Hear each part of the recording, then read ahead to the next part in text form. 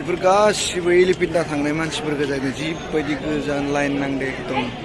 बेनि लाइफआ बेलेग जायोना रायजोफोर माने बेयाव फैब्ला थांनोनो बायो एकदम जिबायदि मोजां वाव बेदा हेलो गाइस चलिए आप लोगों को आज मैं मुंबई शेयर कराता हूँ ठीक है अभी टाइम हो रहा है ये 10 बज रहा है ठीक है कितना बजे तक पहुँचता है गेट ऑफ इंडिया तक आप लोगों को मैं दिखाता हूँ ठीक है चलिए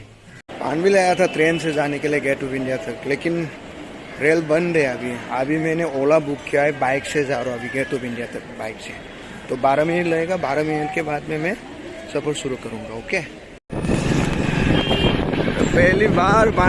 ये क्या बोलता है गेट ऑफ इंडिया जा रहा हूँ बाइक से जा रहा हूँ मुझे पता ही नहीं था संडे को चला ये मुझे पता ही नहीं था संडे को ट्रेन लोकल ट्रेन बंद रहता है तो कोई बात नहीं मैं अभी बाइक से जा रहा हूँ अच्छा है पहला एक्सपीरियंस भी होएगा मतलब आज ही मालूम पड़ा ओला वाला बाइक भी कर रखा है ये करा के रखा है बाइक से भी जा सकता है ओके चलिए गाइस आप लोग व्यूज का मजा लीजिए देखिए कितने बड़े बड़े बिल्डिंग कितनी खूबसूरत है गाइस अभी हम लोग पुराना मुंबई में एंटर करूँगा क्योंकि ये वासी ब्रिज है उसके बाद में पुराना मुंबई चालू हो जाता है ये है पुराना मुंबई देखिए गाइस कितने साफ सुथरा है कितना अच्छा है एकदम ये नमक का खेती है ना रायजोफोर नायदो संख्रिखौ माबायदि जमा खालामो बेखौ लैथोनि दैखौ लाबोनानै बेयाव थेथेनानै जमा खालामनानै संख्रि जाहोयो बे संख्रिखौनो उनाव कम्पानियाव लांनानै रिफाइन खालाम मोनोरेल का ये है ना लाइन है ये लामा के जरा station finally guys get of India पहुंच गया 2.5 घंटा लग गया क्या बोलते हैं उसको 12:30 बजे पहुंच गया मैं ओ माय गॉड पब्लिक तो देखिए गाइस कितना पब्लिक है तो गाइस ये गेट ऑफ इंडिया के अंदर एंटर करने का गेट है ये तो मैं भी जा रहा हूँ पब्लिक देखिए मैं भी अभी एंटर कर रहा हूँ अंदर दिखाता हूँ आप लोगों को बाप रे बाप पब्लिक 4 नंबर गेट बोलते 4 नंबर गेट ओरैबायदि पब्लिक माने एकदम नाय डेन्जार पब्लिक 3 बोसोरनि उनावसो फैदों बे ताजमहल हटेल बे ओबेरय हटेल बे फारौ बेयाव गासिबो एकदम ओरैबायदि फारौ ना नै गाहायाव नाय तो बेवहाय हाजार फारौ थायो बेयाव माने बयबो बेयाव आदार माने बिराद नायनो समायना आरो बे फारौफोरखौ तो गाइस आरो लैथोआ बेनो दा दैज्लाङाव दा साननैसो बावब्ला एकदम गोजौआलासि फैगोन दैया ओरैबायदि बारायो दै बै गिदिर जाहाज दं बैथिंनो एलिफेन्टा दं बिथिंनो थांनांगौ 1 घन्टा लायो दा थांनो टाइम गैला आं थांला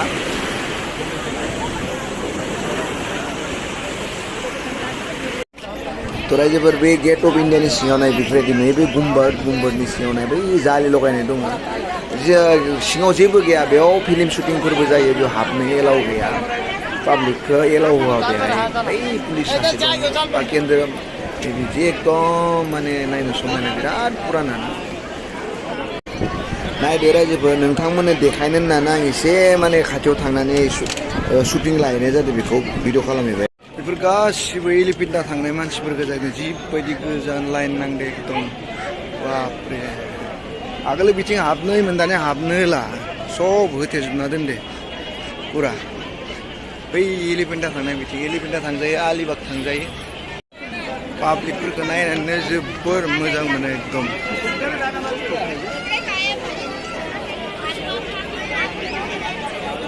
बेखौनो नायबाबो नायनो हाया एकदम मथे जोबोर मोजां दुनियानि मानसिफोरा बेखौनो नायनो फैयो तो सब जोबोर सान्दुं गोसा रायजोफोर जाबाय दा बेखौ नायबाय आरो मा नायबावनो बेयाव फैबाय थायो नोंथांमोना नाय मोजां मानसिफोर पाब्लिक अयथासार पाब्लिक एकदम फैनांगौ बेयाव माजे 1.5 घन्टा लामा लायो गारिबो गैबावा ट्रेनबो गैबावामोन दिनै माजों फैखो आङो बाइकजों फैबाय 500 थाखा होनानै बेयाव ओंखाम जाहैनांगोनलै खेबसे रायजोफोर एलिफेन्टा थांनांगौमोन हारसिं थांब्ला गोबाव जागोन दा थांला एलिफेन्टायाव बेहायनो बेरायनोसै दसे गुबुन जायगायाव बैथिं माबायाव बेरायनो हायो जाबाय रायजोफोर ओंखारलांनोसै बेनिफ्राय ना एकदम नजदीक खाथियाव माब्लाबा फैयाखैमोन ओरैबायदि पाब्लिक ना बापरे बाप रायजोफोर ताज हटेलखौनो खाथिनिफ्राय नायदो बैनो मोखांथिं गाहायाव बिदि नुयो बेखौ ना मेन गेटआ बैयाव बेयाव थांनांगोन जानो माब्लाबा अ बयनिख्रुइ दाम गोसासिन हटेल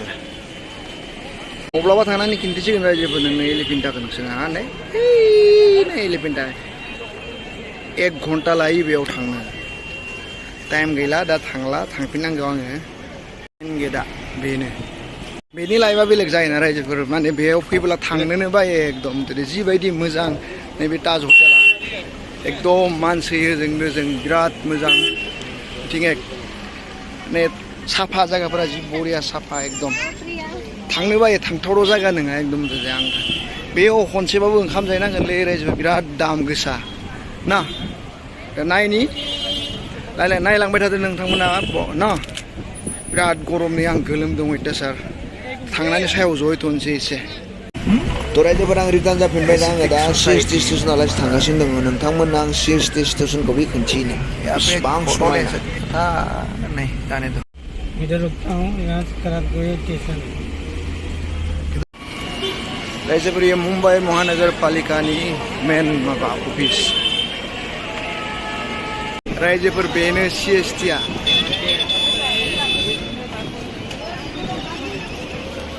गोजाननिफ्राय लानायाबो मोजां जागौमोन खिन्थु खाथिनि गोजाननिफ्राय खोन्थिनो होननानै माने पुरा खोन्थिनो होननानै नोंथांमोननो पुरा खोन्थिनो आं एकदम फैथारबाय बेयाव बैयाव थांनि वाव बे दा नोंसोरनो खोन्थिनो होननानै गोजाननिफ्राय खोन्थिनो होननानै पुरा खोन्थिनो होननानै एकदम फैथारबाय रायजोफोरा माबायदि नुदों मोजां नुदोंना बरिया एकदम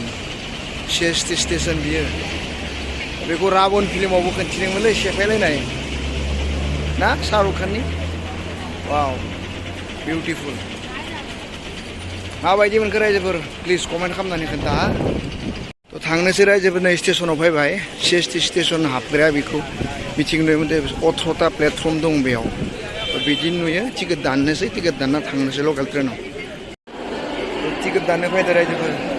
स्टेसन माने टिकेट काउन्टार सिगांनाय माबायदि आरो सायावनो जि बरिया एकदम छत्रपति शिवाजीनि हा जि बरिया साजायना दोनदों एकदम